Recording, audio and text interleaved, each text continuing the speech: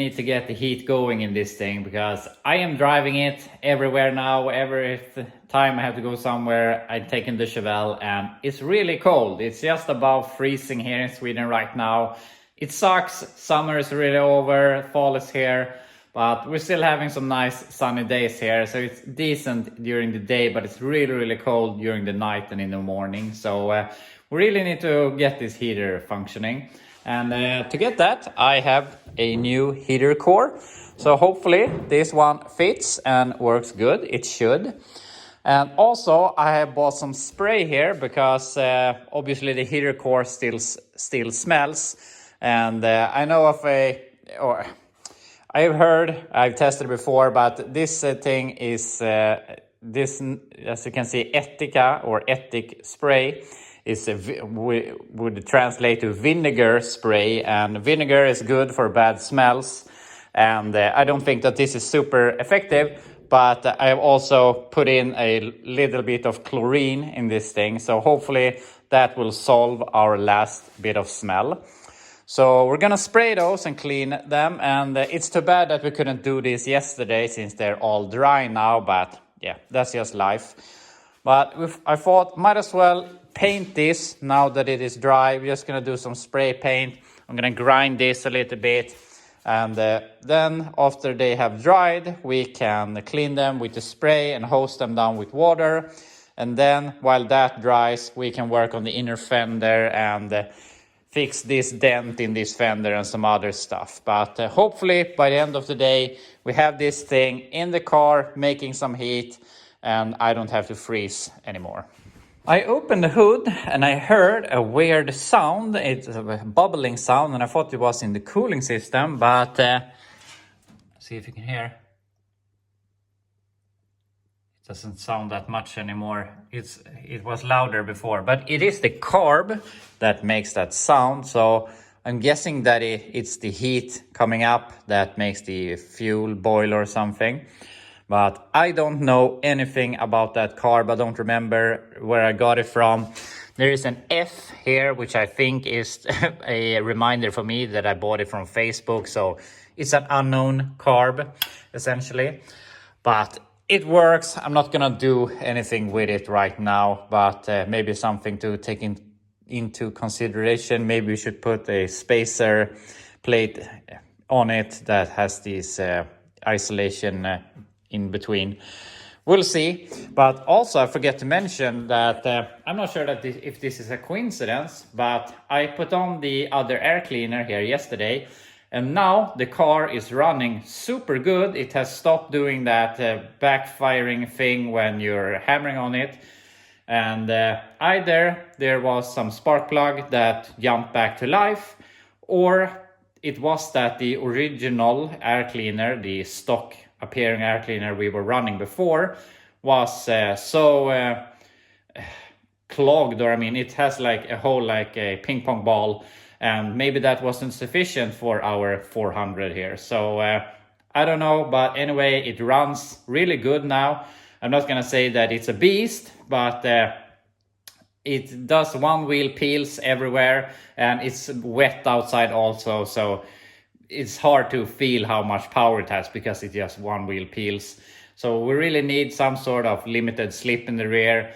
I have contemplated if I should weld the spider gears, but after driving my 75 Chevelle Shelly with a welded diff, it's I mean, I've driven a lot of welded diffs on like Volvos, and that's not too bad, but on that 75 Chevelle, it really was, it felt like the rear axle was gonna break every time I made a sharp turn. So yeah, I'm not really keen to weld it, but also I don't really want to spend the limited slip money. So we'll see. It's not our biggest problem right now, so we'll get to that. But anyway, I'm gonna go ahead and fix that, paint those, and eventually wash them, and then we can start removing the inner fender and so on. I painted the areas that we did the repairs, and I want to do that before we wash them, because I feel it's gonna be a lot of water wanting to stay here in the area we have welded. So when that has dried, we can put some cleaner on it, wash them, let them dry again, and then I'm gonna make a quick scuff on them and just give them a coat of semi-gloss. Then we can put that together. But while the paint dries, I am going to look at our fender here. It has a pretty ugly dent that is bugging me. And now we have the perfect time to look at it. So I'm gonna see if we can make this look a bit better.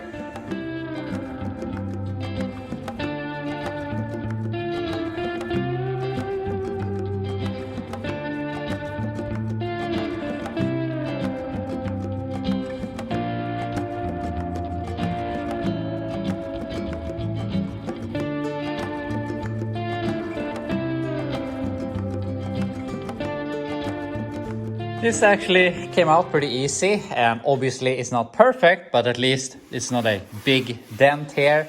And I mean, look at the rest of the car. This is a big improvement. So I think that's great.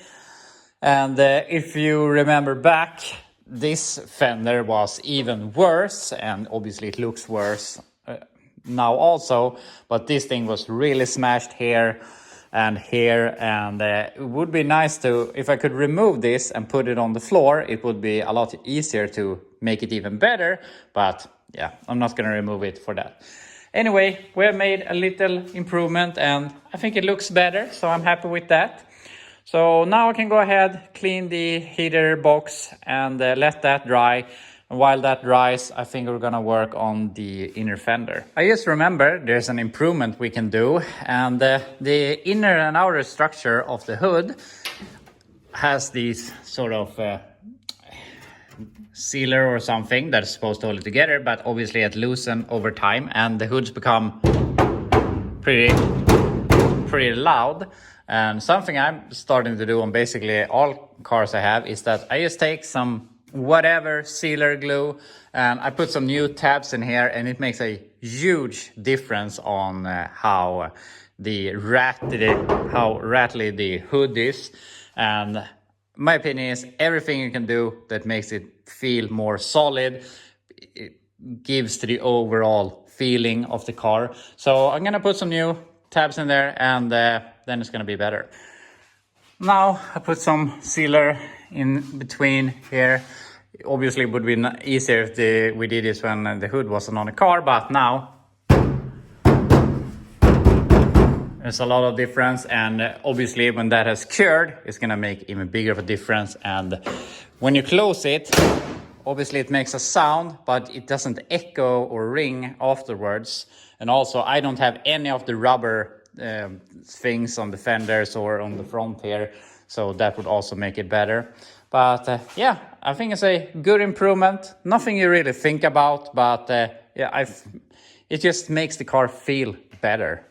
So we're working on the inner fender here, and I finished off what we started yesterday with the butchering that someone else had done.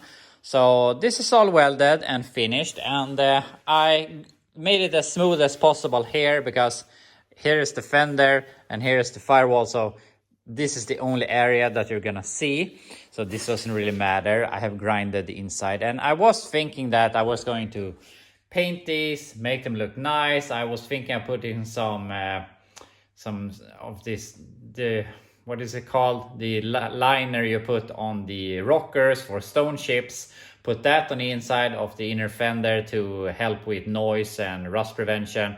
But the thing is, I don't have the paint that I want, and it's ordered, it's coming next week. So I mean, for now we're just gonna rattle can it, and since we have already done everything now, and when we have it in place and all of the bolts are good and everything, it's gonna be really easy to remove it again if we want to do it. It's a bit double work, but I mean, we can't really do much, or I don't have the paint, so what can I do? So yeah, we'll get to that. For now, it's just gonna be rattle can and be good. But unfortunately, that's just one of our issues. We have a bigger issue here in the front, and unfortunately, it's basically really bad. So I mean, I would like to do it properly so we don't have to think about it anymore, but it's a lot of shape to it, so I don't really know how we're going to do this the right way, but I guess we'll figure that out. But yeah, we have to do this somehow. So I'm gonna fix that, but also now that we've been working on it, the heater core, I put it here on the engine so that they would dry out faster, because the engine is actually still really hot. So I think these are dry, so now we can paint them so that we can put in the heater core and at least have that done, so that when we're done with the inner fender, we can just put it back. So I'm gonna paint these so that we eventually can put it together. Heater box is all painted, and I have painted the inside also, both for rust protection, but also in case there's some odor left from the mice that would be covered with the paint. But it actually, the last time I smelled it, it smelled just like the cleaning thing that we used. So I think that we are rid of the smell. So that's gonna dry before we put in the heater core, and during that we're gonna work on the inner fender here. And this obviously is really bad, and I actually don't want to spend too much time on it, but guess we might as well do it properly, I guess. So the thing is, this front section is it's obviously the same part number as the inner fender, but it is it's a different piece. You can see it's welded on here. So it's so bad I can't really patch it. So I'm just gonna go ahead and try and recreate it. I have marked everything here to try and do as close as I can. So I'm gonna start hammer this to shape, see if it turns out decent. Then we can weld this onto here, and guess we have to drill the holes and all of that, get that in the right place, and hopefully it will fit. So yeah, let's start making this into shape.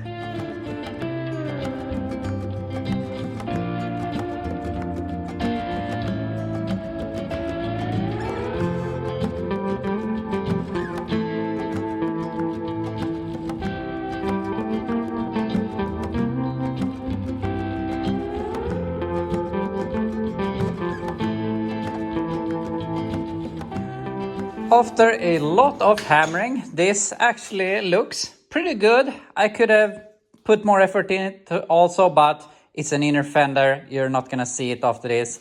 And we have the basic shape here.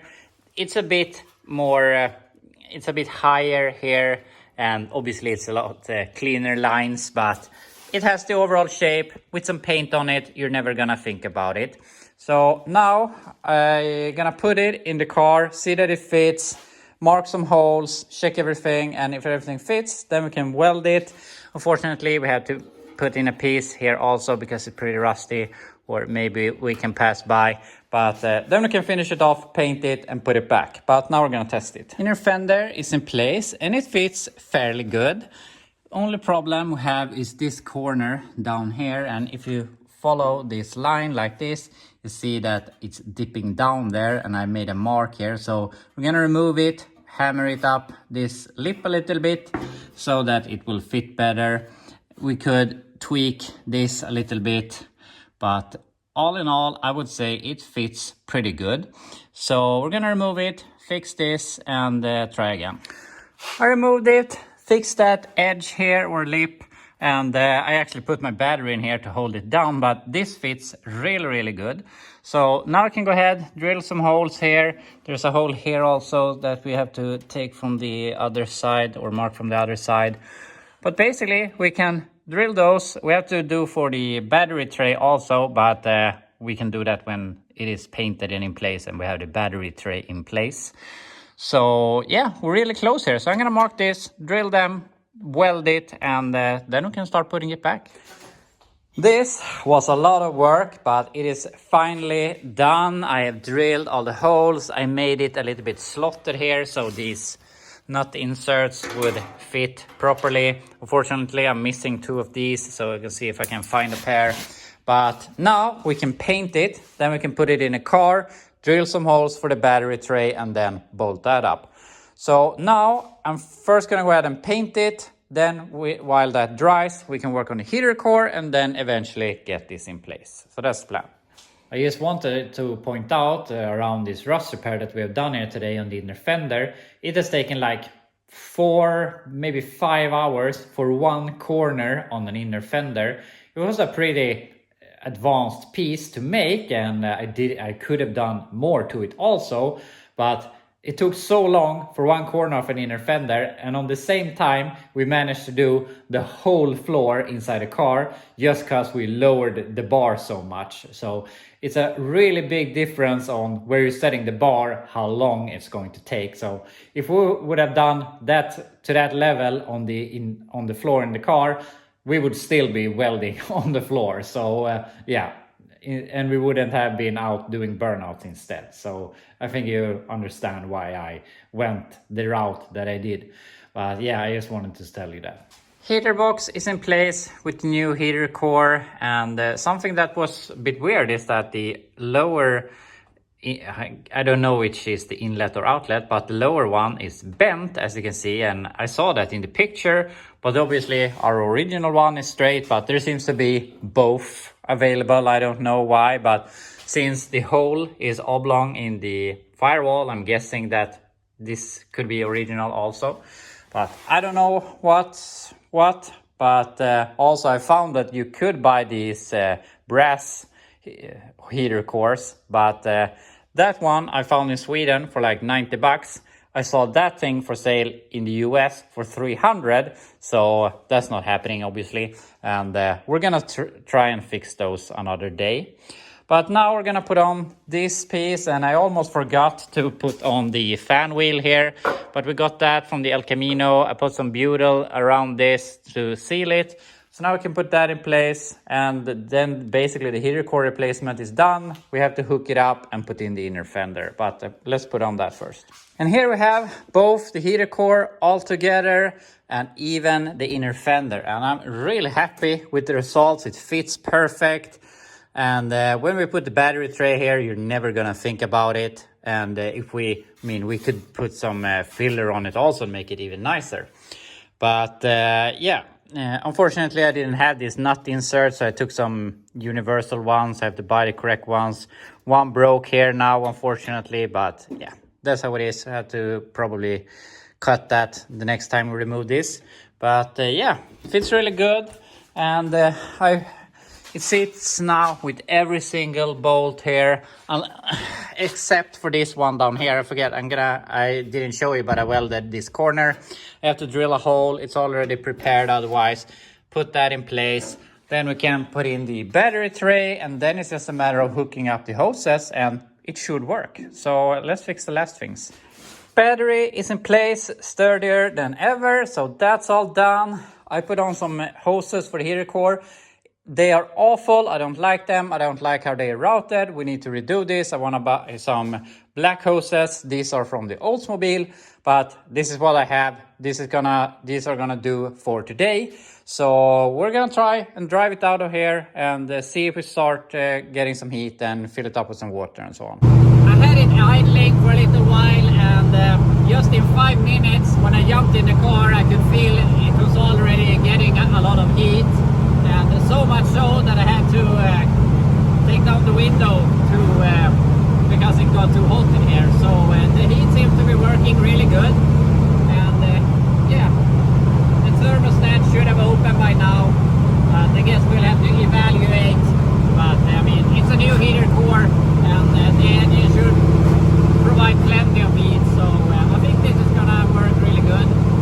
And I wanted to show you that is actually running really good right now.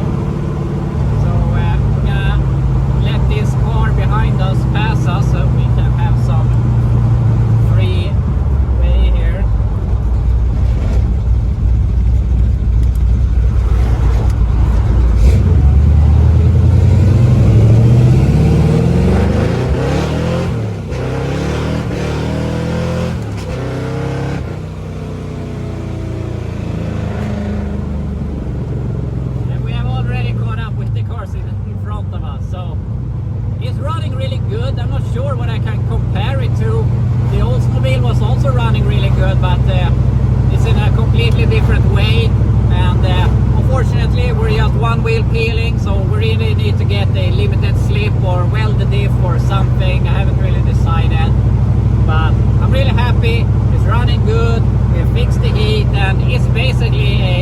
daily driver, so I'm super happy.